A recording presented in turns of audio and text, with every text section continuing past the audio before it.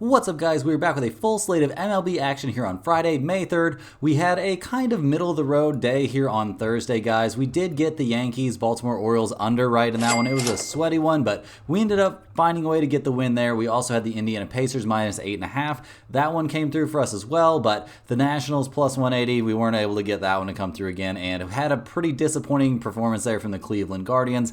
That we had them plus 115, but they weren't able to keep things on the right track there against the Houston Astros. So a 2-2 day overall. We'll go ahead and take that. Nothing too special, but it was a very short slate. So it's time to go ahead, jump back in and find some real value here on a very, very deep Friday MLB slate. First, do me a big favor, guys, and hit that like button. It's a great way to show support for the channel and all the work we're doing here every single day. If you're new, go ahead and subscribe. It's 100% free and can keep you from missing out on these picks. Our videos are sponsored by StumpTheSpread.com. Click the link in the description to go over there and join our free email list and check out our top confidence plays on all the major sports. Comment below with all the bets you're looking at today, and we will give you our best advice on all of them. We respond to absolutely every single comment, so let us know anything you want to say about my picks, these videos, or anything you see here. As always, our final picks will be in the pinned comment down below. Now let's get into our first game of the day, the Milwaukee Brewers taking on the Chicago Cubs. The Brewers come into this game, they're 19-11 on the season. They've won 2 in a row. They won 2 out of their 3 games against the Tampa Bay Rays. They won the last one 7-1, so probably feeling pretty good about that when they're handing the ball in this game to Joe Ross. He's 1-3 with a 5.40 ERA, so not exactly great, but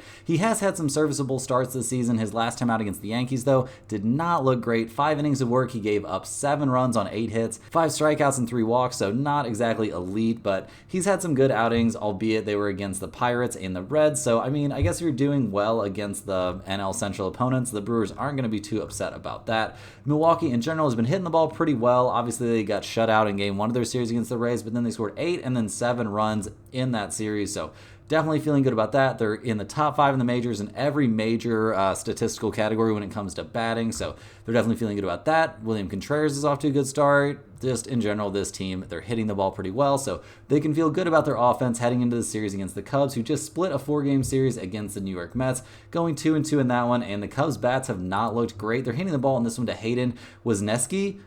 I'm pretty sure I'm pronouncing that one right. He's going to be making his 2nd start of the year. It's his 4th total appearance, though. He had 2 outings out of the bullpen that looked pretty reasonable. Those were against the Diamondbacks and the Astros. He did give up 2 runs on 5 hits over 4 innings against the Red Sox in his other outing this season. That was his lone start, but when you're sporting an ERA of 0.87, you're off to a pretty good start. The questions for him will be how deep can he really go into this game, and the big question for Chicago right now is what has happened to their offense. They did score 6 runs in Game 4 of that series, so that's a little bit better, but guys, just in general, this team has not been trending in the right direction offensively. They're all the way down to 13th in the majors and on base percentage, 19th in the majors in team batting average, so none of those are really numbers we can feel too good about. Looking at the numbers for this game overall, we see the Brewers are plus 110. That's a little bit intriguing. Cubs are minus 125.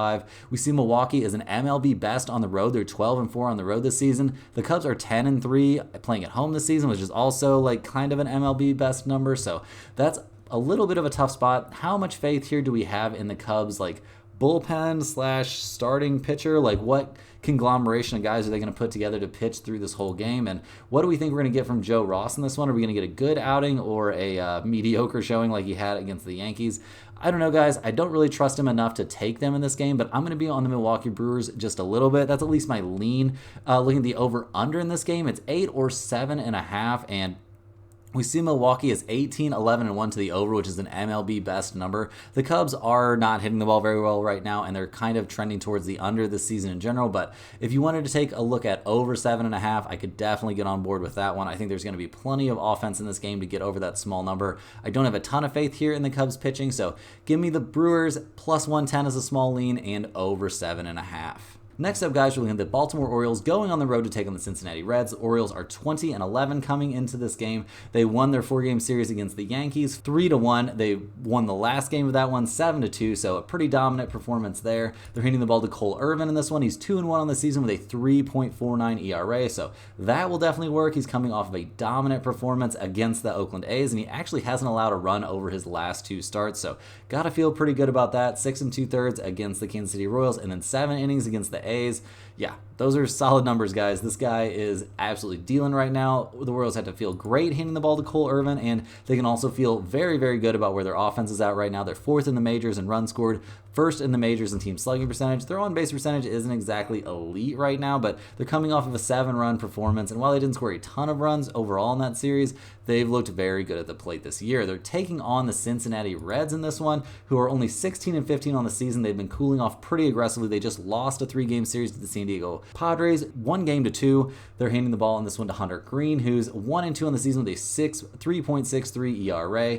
He comes into this game, though, fresh off of what is probably his best start of the season here. He went 7 innings. He had only a single hit and had 6 strikeouts against the Texas Rangers. He did not give up any runs, so a very, very good outing for him there. The question will be, can he replicate that kind of performance, because he hasn't exactly looked that dominant this season overall. I mean, he's had his moments for sure, but I mean, against the Phillies, he gave up 4 runs. Against the Milwaukee Brewers earlier this season, he gave up 7 runs, so he's definitely a guy that can be got on occasion. The problem recently, though, has been the Reds' offense. Not looking too hot, guys. They scored 5 runs in the first game of the series against the Padres, but then scored 4 and then 2 runs to follow that up, so not exactly trending in the right direction recently, and with an on-base percentage that's now dipped below 300, you can really see why that might be. They've also got a team batting average that's all the way down to 218, which is 28th in the majors. Just not looking good at the plate right now, guys. Looking at the numbers for this game, we see the Orioles are minus 108. The Cincinnati Reds are plus 100. We got an over-under of 9, so that's kind of interesting. We see the Orioles are 8-4 playing on the road this season. The Reds are only 9-7 at home, so not exactly amazing numbers there. Guys, we're definitely looking at the Baltimore Orioles minus 108 in this one. Do we have a ton of faith here in Cole Irvin? Maybe not a crazy amount, but I mean, the guy's going for would be his 3rd absolutely dominant start, so give me the Orioles minus 108 in this one. This is definitely going to be one of our core plays, and if you're looking at the over-under for this game, it's currently at 9, so if you wanted to take a look there at the over with both teams showing slight but not huge trends to the over, I guess I couldn't argue with you too much, but we're going to be on the Orioles minus 108. They find a way in this one. Next up, guys, we're looking at the Colorado Rockies going on the road to take on the Pittsburgh Pirates. The Rockies come into this game, they're only 7-24 on the season. They just got swept by the Miami Marlins. It doesn't get much worse than that. They're handing the ball in this one to Cal Quantrill. He comes in this game 0-3 on the season with a 5.34 ERA, so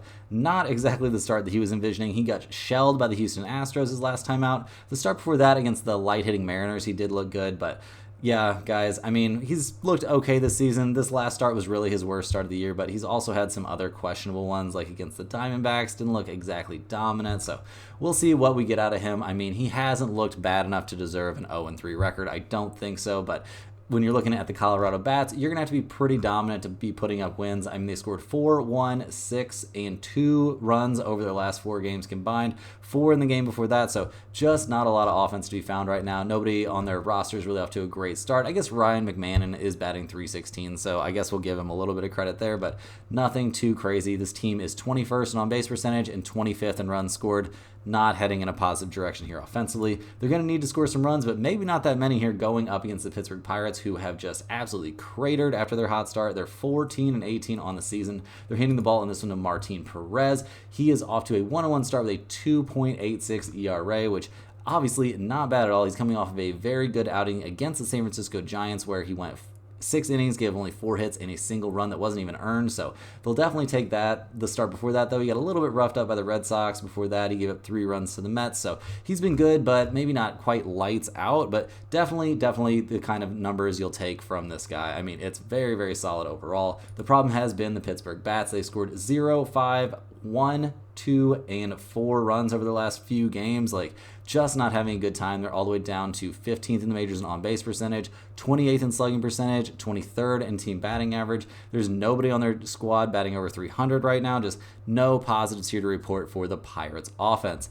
Looking at the numbers for this game, kind of shocking here to see the Pirates at minus 180. The Rockies are plus 160 in this game. We've got an over-under here of 8. Guys, this feels a little bit crazy with Perez on the mound. We might honestly be looking at the Rockies plus that big number in this one, but this is a tough spot. I don't think this is a game that I'm going to be on the side too much. If you're just bound and determined to bet on this game, on the side that is, I mean, you could take the Rockies plus 160 as just a flyer and see if you could get them to come through on that big number. I mean, they're not a great hitting team, and the Pirates do have a good start on the mound, but also the Pirates aren't hitting the ball at all right now, and I think Quantrill is actually not that bad, so go ahead and give us maybe the Rockies in this one, but I won't be betting this game. And if you're looking at the over-under, we see both teams showing very slight trends towards the under, and with two solid pitchers out there on the mound and neither team hitting well right now, you could take a flyer on the under also, but just in general, this isn't a game we're going to have hardly any action on. Moving right along here, guys, we've got the San Francisco Giants going on the road to take on the Philadelphia Phillies. The Giants come into this game fresh off of a sweep-saving win there over the Boston Red Sox. They won Game 3 of that series 3-1, but they're only 15-17 on the year and not having a great time. They're hitting the ball in this one to Jordan Hicks, though, who's been having a fantastic time this season overall. He's 2-0 with a 1.59 ERA. The guy's been absolutely dealing here out of the gate. His last time out, he did get touched up for 5 hits and a single earned run against the Pittsburgh Pirates, who aren't exactly a great hitting team like we just talked about, but he had 9 strikeouts and 0 walks in that outing, so he'll definitely take that. The start before that against the Diamondbacks was a weird one for sure. He had 4 walks, no strikeouts, but only gave up a single run in 5 innings of work. So, I mean, he was figuring out a way to get the job done when he probably didn't have his best stuff out there. And in general, we've just seen Jordan Hicks be very, very good this year. The problem for the Giants this season has been their hitting. They're 20th in the majors in team on-base percentage, 22nd in the majors with only 118 runs scored on the season, 15th in batting average, 19th in slugging percentage. They don't have anybody on the roster that's really off to a great start at this point anymore. Like Conforto has completely cooled off, so we'll have to see what they end up actually getting out of this offense, but it's not feeling like it's going to be very much, and they're going to have to score some runs here going up against the Phillies, who come into this game playing great. They've won 6 out of their last 7 overall. They just won their series against the Angels 2-1. Game 3 of that series, they did win 2-1, so it wasn't exactly a dominant performance, but a win is a win for sure, and they're handing the ball in this one to Aaron Nola, who's off to a very good start. He's 4-1 with a 3.20 ERA, so that will definitely play. We also have seen the Phillies go undefeated in games that he started this year. His last time out against the Padres, he went 8 innings, gave up 7 hits and 3 earned runs, and he had 10 strikeouts in that game. Like, that will definitely work. He hasn't faced the Giants this year, but I mean, that would be kind of unusual if he had. He's been an absolute workhorse. He's gone at least 7 1/3 in his last 3 starts, so we can count on him to be out there for a while. The question is, how much can we depend on the Phillies' bats? Well, things have been coming alive here a little bit. I mean, they're all the way up to 5th in the majors in team batting average, 6th in the majors in on-base percentage, and they're tied for 11th place with 149 runs scored. So I think we can definitely feel pretty good about their ability to score some runs, but they're going up against a very, very tough pitching matchup, so that could make things a little bit hard for them. But in general, we have a decent amount of faith in the Phillies here. Looking at the numbers for this game, we see the Giants are plus 135. I think they definitely have some hope in this game with one of their best pitchers out there on the mound, but the Phillies are minus 142, which also makes sense to me, so not a ton of value to be found in this one. Looking at the over-under, it's at 7.5 or 8. There's some 8s out there for sure, and we see both of these teams with pretty much identical records towards the under this season, so taking a look at the under could definitely make some sense. We're also looking at the fact that the Giants are 6-10 when playing on the road this season, and the Phillies are 10-6 at home. So, guys, it's a little bit of a tough spot. I don't think there's a crazy amount of value out there, but we're going to be on the Phillies minus 142. I think there's a decent shot they find a way to get the job done here, and if they can't get to Jordan Hicks, maybe they can get to that Giants bullpen. Next up, guys, we're looking at the Toronto Blue Jays going on the road to take on the Washington Nationals. The Toronto Blue Jays come into this game. They lost 2 out of 3 in their series against the Kansas City Royals and are down to 15-17 on the season. Things are just not progressing like this team thought it would, but they can feel pretty decent here handing the ball to Yusei Kikuchi, who's off to a 2-2 start with a 2.94 ERA. His last time out against the Dodgers, pretty much the toughest matchup you could have as a pitcher in the MLB right now. He went 6 innings, he gave up 4 earned runs, so not an elite performance, but against a team like the Dodgers, I think that's something you'll definitely take. Like, if your starter is going to go 6 innings, give up only 4 runs against that team, not too bad out there. We've also seen the Blue Jays, who haven't clearly had the greatest start to their season. They've won 3 out of his 5 starts, so that's not bad, and he's looked very good pretty much in every start except for that one against the Dodgers, so Kikuchi off to a pretty good start. The question will be the kind of run support he can get, and the Blue Jays have not been a great hitting team this season. I mean, they're all the way down to 26th in the majors in runs scored, 19th in the majors in on-base percentage, 24th in batting average. Justin Turner has cooled way off, and there really haven't been any other bright spots here for this offense. Not a lot of positives to report here, and they're going to need to find a way to score at least some runs here going up against the Washington Nationals, who come into this game. They went 1-2 in their series against the Texas Rangers, cooling off a little bit after sweeping them Marlins. They're now 15-16 on the season, which is honestly probably ahead of schedule for where this team expected to be. They're going to be handing the ball in this one to Patrick Corbin, who's 0-3 with a 6.82 ERA, and he's coming off a pretty rocky start against those Marlins. It was a game that we saw his team win, but man, when you're giving up 4 earned runs, 7 total runs on 8 hits against the Marlins, not exactly a great look. The Nationals bats have not really looked amazing. I mean, in their series against the Rangers, they scored a grand total of 2 runs. They scored a 1-0 win, and then they lost 7-1, and then they got shut out in Game 3. So not exactly elite. We haven't seen this team be one that can really score runs at all in general this season. They're 21st in the majors in runs scored, 21st in the majors in team batting average, 18th in the majors with an on-base percentage that's hovering there around 300, and we really don't have any hitters that are off to fantastic starts this season. So not feeling too great about the Nationals' chances in this game or at the plate right now. Looking at the numbers for this one, the odds makers agree with us. We've got the Blue Jays minus 168, the Nationals plus 155. We've got an over-under of 9 in this game, which is a little bit surprising to me when you look at the trends for these two teams. We see Toronto is 20-12 to the under this season. We see the Nationals are 17-12-2 to the under as well. And while we don't have a ton of faith or really any faith at all here in Patrick Corbin, although he has had some spots this year where he's looked decent, we have lots of faith here in Yusei Kikuchi, so we're going to be looking at this under for sure. I don't trust either one of these teams hitting the ball right now. Under 9 seems very, very playable to me. If you wanted to take the Blue Jays minus 168, I guess I could get behind that as well, but guys, we're going to be on the under in this one. It feels like a good spot to me. Next up, guys, we're looking at the New York Mets going on the road here to take on the Tampa Bay Rays. The Mets finished out their series against the Chicago Cubs with a 7-6 win, but they only went 2-2 in that series, and the fact that they're 16-15 on the year probably doesn't feel amazing. They're handing the ball in this game to Jose Quintana, who's 1-2 with a 3.48 ERA, so that's pretty decent, and some of those numbers are definitely courtesy of his last start because he looked very, very good against the St. Louis Cardinals. Obviously not the best hitting team in the majors, but still, we'll give the guy some credit. He went 8 innings of work, 3 hits, and 1 earned run. Only 3 strikeouts and 1 walk in that outing, so he wasn't exactly mowing guys down, but that's not really his game. In general, though, he has to feel very good about that start. The start before that was not so hot there against the San Francisco Giants. He only lasted 5 innings and gave up 5 earned runs, so not really how you draw it up. But other than that, he's been pretty solid this season. The Mets bats, however, not exactly killing it this year overall. They're a pretty average offensive team in general. They did score 7 runs in their last game and 4 in game 2 of this series, but they just have not been hitting the ball well. They didn't hit the ball well in the series with the Cubs so much, not so much against the Cardinals either. And yeah, guys, this just is not a team that we can trust to put up a lot of runs. They're going to need to score at least a little bit here going up against the Tampa Bay Rays, who are having a very hard time. They've lost 5 of their last 6 overall. They're down to 14-18 on the season. They're handing the ball on this one to Aaron Savale. He's off to a 2-2 start, but his ERA is 5.06, so that's a bit concerning, and those negative numbers have been coming here in his last 2 starts. He got roughed up by the Chicago White Sox his last time out. Yeah, not something you see too often. The Chicago White Sox putting up a bunch of runs.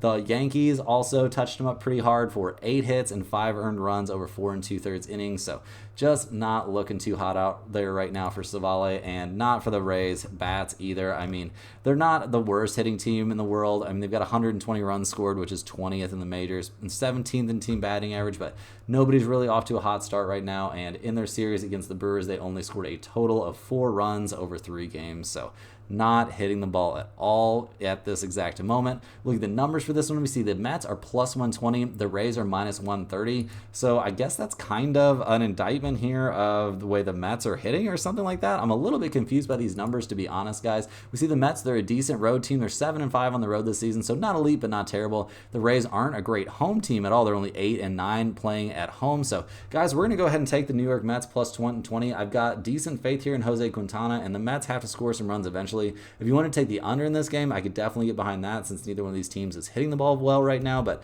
I don't have enough faith here in both of these starters to be taking the under, but give me the New York Mets plus 120. I think that's a pretty good spot. Next up, guys, we're looking at the Detroit Tigers going on the road to take on the New York Yankees. The Tigers are up to 18-13 on the season. They just won their 3-game series against the St. Louis Cardinals. They won 2-1, so that'll definitely work. They scored 11 and 4 runs there in those wins, so definitely feeling good about that. They're handing the ball in this one to Reese Olson, and they probably don't feel fantastic about that. The poor guy is 0-4 on the season, but he's got a 3.18 ERA. They just need to give him some run support. In 2 of his starts this season, he's gotten 0 runs scored for him, so That's been pretty tough. His last time out against the Kansas City Royals, he looked very good through 7 innings, giving up only a single earned run and 3 hits with 8 strikeouts to go along with it. That's very solid. He did get touched up a little bit by the Twins in the start before that, but the start before that, he looked very good against the Texas Rangers. 6 hits, only a single run over 6 1/3. He had 8 strikeouts in that one, so he's definitely showed some decent stuff this season. There have been times where he's gotten a bit touched up, don't get me wrong, but in general, he's looked very, very good, and yeah, we just expect him to do relatively decent, but he's not a shutdown starter from our perspective. Looking at the Tigers hitters, their numbers not exactly overwhelming, although they did look pretty good in that series against the Cardinals, at least the last 2 games of that series. They're 19th in the majors in runs scored, 22nd in team batting average. They're 24th in team on-base percentage, which is a pretty concerning thing. We definitely look at that number a lot. Their on-base percentage is only 301, so not really fantastic, and they're going to need to find a way to get on base and move around the bases going up here against the New York Yankees, who are in kind of a bounce-back spot, guys. They just lost 3 of 4 to the Baltimore Orioles. They're 20-13 on the season, so they're probably not too disappointed in that, but losing games to the Orioles isn't really a great look for them right now. They're battling it out in the AL East. The Yankees are going to be handing the ball in this one to Marcus Stroman. He's 2-1 on the season with a 3.69 ERA. His last time out against the Brewers didn't have an amazing time. 4 innings of work, 6 hits, 4 earned runs, so not fantastic. He hasn't been a guy that's been going deep into games. He's only went like 5 or 5 1/3 innings as the deep as he's gone over the last 4 games, so not exactly elite. He has shown pretty good stuff, but I mean, the last time out, he definitely had control issues. He issued 5 walks in that game, so not great, and he hasn't really had to face very tough hitting. I mean, the Toronto Blue Jays, he's faced them twice. They've not been a good hitting team this season. The Marlins, obviously not great, and the Oakland A's, obviously a terrible hitting team. The Brewers, they've been the best hitting team he's faced this season, and like we were just saying, he didn't have a very good time. So he's going to need to figure that out. The question for the Yankees is going to be, when are their bats going to figure it out, guys? They got shut out in Game 1 of their series against the Orioles, scored 2 runs in Game 2, scored 2 runs in Game 3 that they won, and then scored 2 runs in Game 4 that they lost 7-2. So not great, just not hitting the ball well right now. They're 8th in the majors in runs scored, so they've had their moments, but a lot of those moments were concentrated in those 2 games against the Brewers where they combined to score 30 runs. So you kind of take those out, and all of a sudden these numbers start to collapse. They are 4th in the majors in on-base percentage, so we expect these overall numbers to trend upwards, and we expect them to move some runners around base. But guys, right now things are just not looking so hot to me from my perspective here on the New York Yankees. Looking at the numbers for this game, we see the Tigers are pretty sizable underdogs, guys. They're plus 142. That seems like a pretty questionable line there for me. The Yankees are minus 159, and we see an over-under of 8. Guys, this feels like a little bit tough of a pick. Like, maybe this is a bit of a reach, but I like the Detroit Tigers in this one quite a bit, plus 142. I have a good amount of faith here in Reese Olson to get the job done. Stroman, he's a bit of a wild card. Like, he could be great, or he could just be all over the place and walking guys like crazy. And you put a few guys on base, things don't tend to go too hot. So we're going to go ahead and go with Detroit. They're a very solid 10-4 on the road this season. So Detroit seems like a very good spot for me. The over-under for this game is 8. If you wanted to take a glance there at the under, it would make sense. The Yankees are 19-12-2 to the under. We see the Tigers, they've got only very slight trends to the under, so that's not a huge concern. But yeah, guys, just go ahead and give me the Detroit Tigers plus 142. I think they're in a pretty good spot. Next up, guys, we got the Los Angeles Angels going on the road to take on the Cleveland Guardians. The Angels just lost their series to the Philadelphia Phillies, 1-2. They've not looked good here lately at all. They lost 4 in a row, then won 1 game, then lost 2 more in a row. So things not trending in a positive direction. Mike Trout is out for who knows how long, maybe the whole season. It doesn't really matter for the Angels because they're going nowhere. They're 11-20 on the year. Not trending in a positive direction. They're handing the ball in this one to Jose Soriano, who's 0-4 on the season with a 4.76 ERA. He's had some decent starts this year, but his last time out, he only lasted 1 2/3 innings against the Minnesota Twins. His start before that, he gave up 3 unearned runs to the Cincinnati Reds. So in general, we're not feeling too high here on Soriano. Looking at the Angels offense in general, it hasn't been great this season. It's been very middle of the road, which, I mean, I guess they'll take that at this point, but not a lot of positives. We've got Trout out now, so they don't have him to lean on, and yeah, I expect these numbers to continue to plummet. Their team on-base percentage is down to 17th in the majors, sitting at 308. I just don't see a lot of positives here coming down the road for the Angels offense. They're going to need to score some runs in this series, guys, going up against the Cleveland Guardians, who are 20-11 on the season. They just lost their series against the Houston Astros Astros, and before that they lost their series against the Atlanta Braves. So the Guardians are going to be looking to get back on track. They're handing the ball in this one to Tanner Bybee, who's off to a very good 2-0 start with a 3.45 ERA. He dominated the Atlanta Braves in his one start against them, giving up 0 runs and only 2 hits while striking out 9 and going 7 innings in that game. And just in general, he's looked very, very good this season. His only bad start was against the White Sox, and that was back on the 10th of last month. So we're not too worried about that. Definitely feel good to hear about Bybee. And the Guardians offense, while it hasn't looked fantastic lately, I mean, they did score 9 runs in a very disappointing loss there to the Astros in game 1 of their series, but they're capable of scoring some runs. They're a little bit in, kind of bounce back territory here. We expect this offense to look better going forward. They're 7th in the majors in runs scored, 10th in batting average, and 9th in on-base percentage. Those are the kind of numbers of a team that's going to score some runs. Looking at the numbers for this game, we see the Angels are plus 158, the Guardians are minus 180. We got an over-under of 8 in this game. We see both teams showing trends towards the over right now, which is pretty interesting. The Angels are 17-14 to the over. Cleveland is 16-12-2 to the over. So if you wanted to look at over 8, that could make some sense to me. But with Cleveland going 8-4 at home and taking on a pretty weak team that's having a tough time right now, just go ahead and give me the Cleveland Guardians minus 180. I don't think there's a very reasonable chance here that they lose this game. I think they're going to dominate this game and very likely dominate this series. Next up, guys, we've got the Texas Rangers going on the road to take on the Kansas City Royals. The Rangers come into this game fresh off of a series win against the Washington Nationals, and they're handing the ball in this one to Michael Lorenzen. He's 2-1 to start the season with a 4.24 ERA. He's going to be making only his 4th start of the year, and he got roughed up his last time out against the Cincinnati Reds. He gave up 5 earned runs on 6 hits over 6 innings, so not a fantastic performance from him. He went up against the Atlanta Braves in the start before that and looked good, and his first start of the season against the Tigers also looked very good. So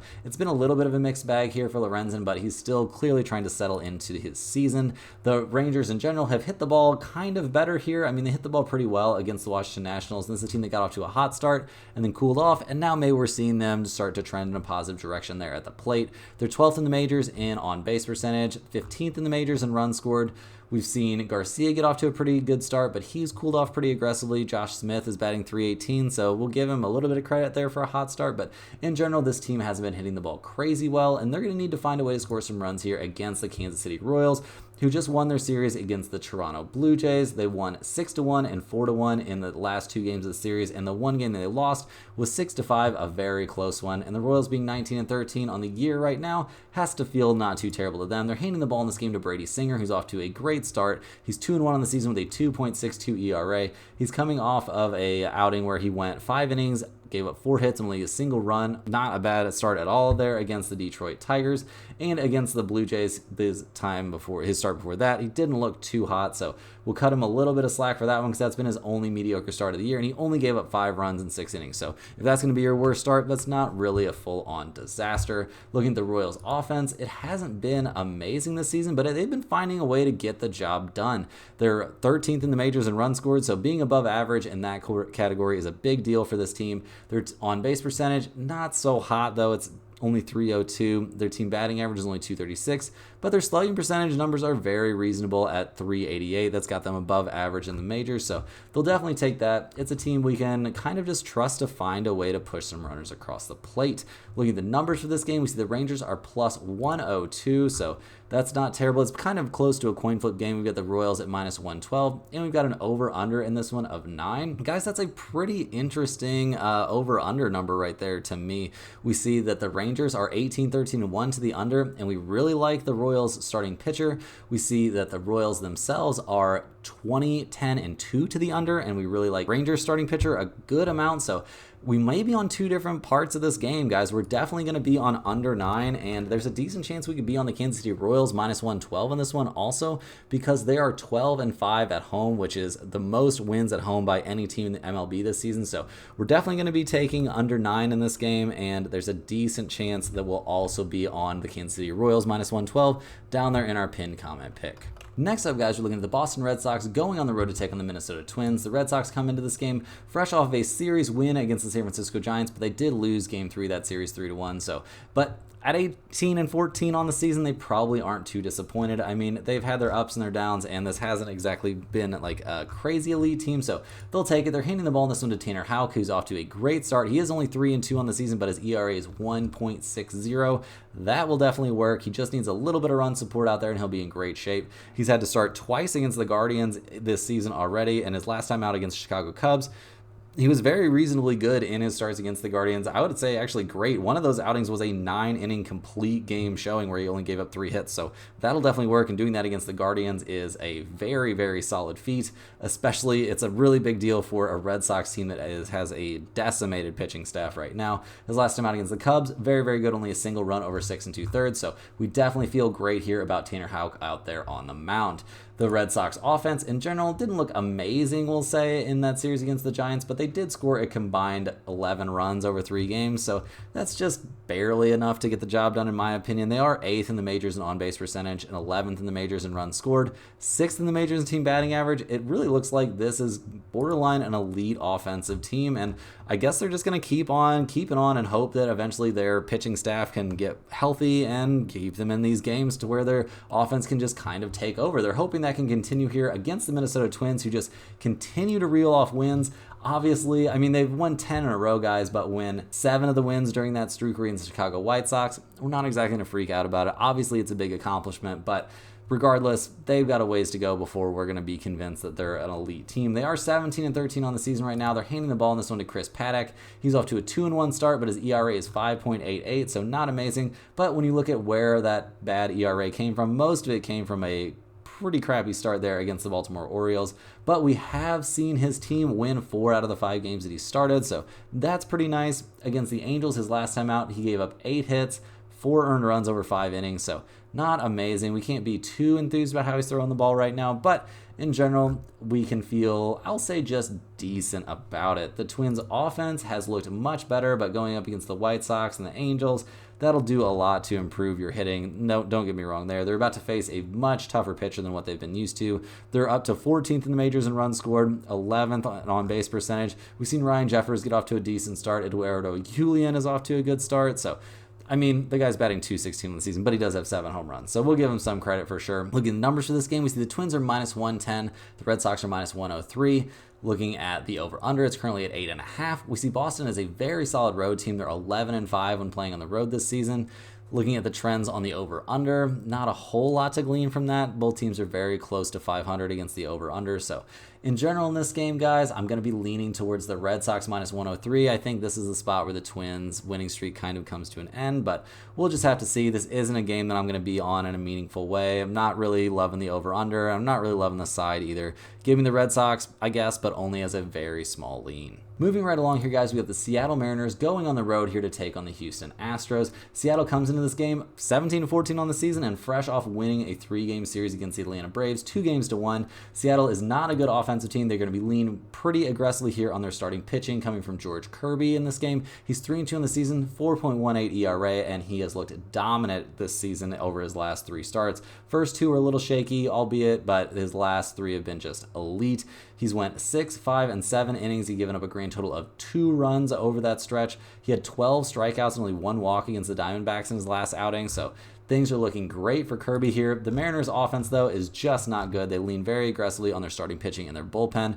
This is not a team that hits the ball well at all. They're going to need to score some runs here against the Houston Astros, who finished things off pretty well against the Cleveland Guardians, winning 8-2 in the last game of that series. We didn't really see that one coming. They're going to be handing the ball in this one to Ronald Blanco, who's been one of the best pitchers in the majors here to start the season. He's 3-0 on the year with a 1.65 ERA. His last time out against the Colorado Rockies, he gave up only 2 earned runs. He's given up 2 earned runs in each of his last 3 starts. Before that, he hadn't given up an earned run, so the guy has looked dominant this year for sure. He had 8 strikeouts, 2 walks, albeit against the Colorado Rockies, so we're not going to freak out about that, but what we are going to freak out about is how good he's looked this season in general. Looking good this season has not really been the forte of the Astros.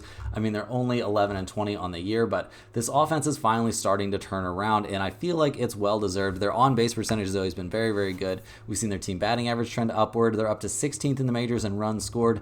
Jose Altuve's off to a good start. Kyle Tucker's off to a good start. this is a team that's eventually going to score a lot of runs, and we think that could maybe start here in this game. I mean, the Astros are only minus 115. They haven't been amazing at home, but Seattle hasn't been amazing on the road either, and yeah, I know that the trends in this game would point you towards the under, with Seattle at 22-7-2 to the under and Houston 19-9-2 to the under, but I'm not really going to be on that so much, guys, as I'm going to be on the Houston Astros. They're only minus 115 with such an ace out there on the mound. Give me Houston for sure in this one. Flying right along here, guys, we're looking at the Chicago White Sox going on the road to take on the St. Louis Cardinals. The White Sox are only 6-25 on the season. They just got swept again by the Minnesota Twins, and they're handing the ball in this one to Brad Keller. He is off to a mediocre start to his season. I mean, it's only his second appearance on the year. It's going to be his first start. His first outing was out of the bullpen. He went 1 2/3. He gave up 2 walks, 1 strikeout. Didn't give up any runs, though, so I guess they'll take that, and they're going to go ahead and throw him out there on the mound as a starter and see what he can do.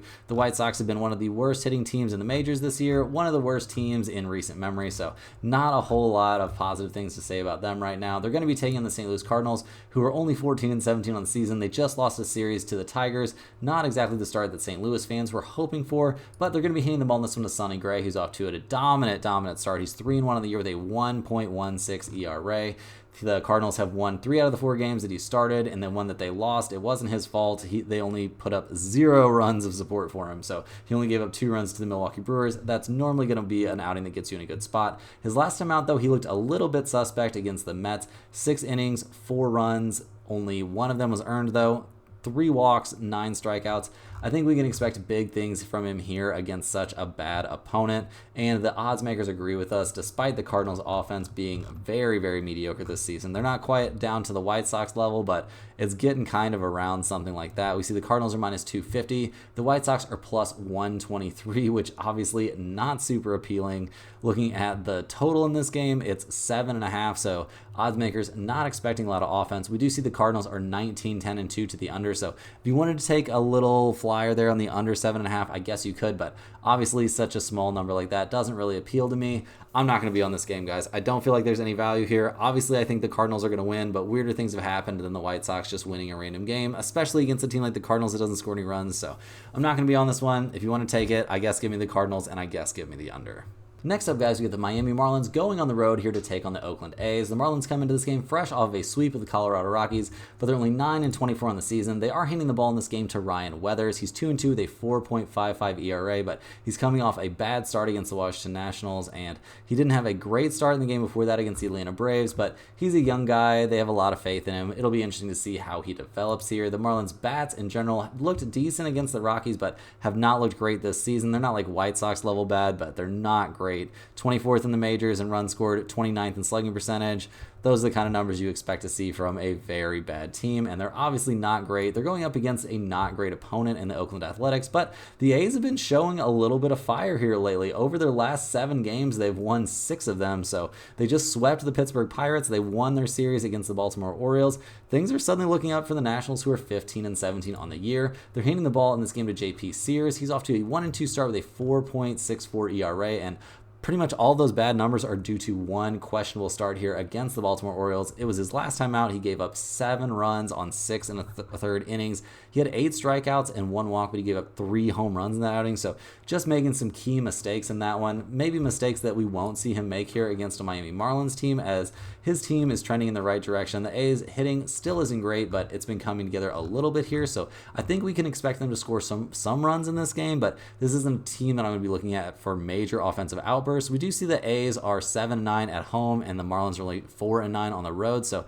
I guess you give me a taste here of the A's minus 130, but we're not really interested in the over-under in this game. And to be honest, guys, I think there's just better spots out here on the slate. So we're not going to be on this one in a major way, but if you're forcing me to bet it, I guess give me the A's minus 130. Next up, guys, we got the San Diego Padres going on the road here to take on the Arizona Diamondbacks. The Padres are 16-18 on the season. They just won their series 2-1 against the Cincinnati Reds, but this isn't the start that they really envisioned. They're handing the ball in this one to Dylan Cease. He's 3-2 on the year with a 2.78 ERA. He's gotten off to a decent start, but his last time out against the Phillies, he got roughed up for 5 earned runs. So can't feel that great about that, but in general this season he's been very respectable. We've seen the Padres offense looked very, very good. They're second in terms of runs scored in the majors, 7th in team batting average. They just really haven't found a way to translate that into consistent winning. I mean, they're 10th in on-base percentage. This is definitely a squad that can put up some runs. They're going up against the Arizona Diamondbacks, another team that can put up some runs, or at least that's what it was looking like in the early goings, but we've seen that trend a little bit in a negative direction. They're handing the ball in this one to Slade Ciccone. He's off to a 1-1 start with a 2.25 ERA. He's only going to be making his 3rd start of the year so far, and he's looked pretty good, albeit not against great offensive competition. I mean, he gave up only a single earned run on 6 innings and 3 hits against the Seattle Mariners his last time out. Only gave up 2 earned runs over 6 innings against the Giants in the start before that, so they can feel pretty good about him having the ball in his hands for this one. The Diamondbacks hitters in general haven't been having a great time lately, but this season in general they put up a lot of runs. But yeah, guys, things aren't exactly trending in a super positive direction for them right now, and they haven't been trending in a great direction for this team that's all the way down to 14 and 18 on the season. Guys, this is kind of a tough spot. I mean, we do like Slade out there on the mound a decent amount, but the Padres aren't putting a terrible starter out there, and with both these teams showing great numbers offensively in general, it's kind of tough to go against the over-under, although there are some 9s out there, so if you want to take under 9, I suppose you could. But yeah, guys, this isn't a game where I see a ton of value. I guess give me the Diamondbacks minus 106, but yeah, this is not a game I'm going to be betting at all. Last but not least, guys, we're looking at the Atlanta Braves going on the road to take on the LA Dodgers. The Braves come into this game, they're 20-9 on the season. They just had a very disappointing series against the Seattle Mariners. They won the last game. That's nice, I guess, but losing that series to the Mariners probably isn't what they had in mind. They're hitting the ball in this one to Charlie Morton, who's off to a 2-0 start with a 3.60 ERA, so nothing wrong with that. His last time out against the Guardians, he looked fantastic. 4 hits over 7 innings, no runs allowed, 6 strikeouts, and only 1 walk. That'll definitely work. He has only really had 1 bad start this year, and that was against the Miami Marlins, so I think it's safe to say he probably wasn't taking that one too seriously. The Braves offense in general this year has been very, very good. It hasn't been great lately, but the Seattle Mariners have a very solid pitching staff, so I guess there's some reason for them to have a little bit of a downturn here. We've seen Marcell Ozuna get off to a great start, but he's been cooling down, and just in general, you would expect this offense to regress just a little bit. They're off to such an insane start, but I think we can still count this as a good offensive team. The Dodgers come into this game, they're 20-13 on the year, and they're obviously one of the best teams in the majors. They're looking absolutely crazy. They're hitting the ball in this one to Gavin Stone. He's 2-1 on the season with a 4.68 ERA. He's been definitely getting some run support here. He took a lot of those negative numbers in a start against the Cubs early last month, but his last couple starts have been very good. I mean, he didn't go deep against the New York Mets, so I guess we'll give him a little bit of a bad start now, and he did have 5 walks, so that's definitely not a good start. But his last time out against the Toronto Blue Jays, he was dominant, and he's shown good stuff this year, just not sporting the best numbers right now. The Dodgers offense is obviously the best offense in the majors. 177 runs scored, no way around that. Just incredibly, incredibly good. They're first in basically every major statistical category. We've got Mookie Betts batting nearly 380 at this point in the season still. That is crazy, crazy stuff. Looking at the numbers for this game, we see the Dodgers are minus 110. The Atlanta Braves are plus 100. And we've got an over-under of 9.5. Guys, I've got a decent amount of faith here in Gavin Stone, not a ton. I've got a decent amount of faith here in Charlie Morton, probably more faith here in Morton, but going up against the Dodgers hitters can be a very tough task. Guys, I don't know which way to go on this one. I mean, I guess give me the Dodgers at home. They're 9-7 at home. The Braves' number just isn't quite good enough for me, and their offense has been slumping a little bit, but once again, this isn't going to be one of our core plays. This is not going to be a game that we're going to be on in a significant way. That's all the games in the MLB today, guys. Hit that like button for good luck on all your bets and subscribe to the channel if you're new. Let me know in the comments any questions you have on today's slate. Thanks for watching. You can click the link in the description to check out stumpthespread.com, and we will see you guys tomorrow for more sports betting action.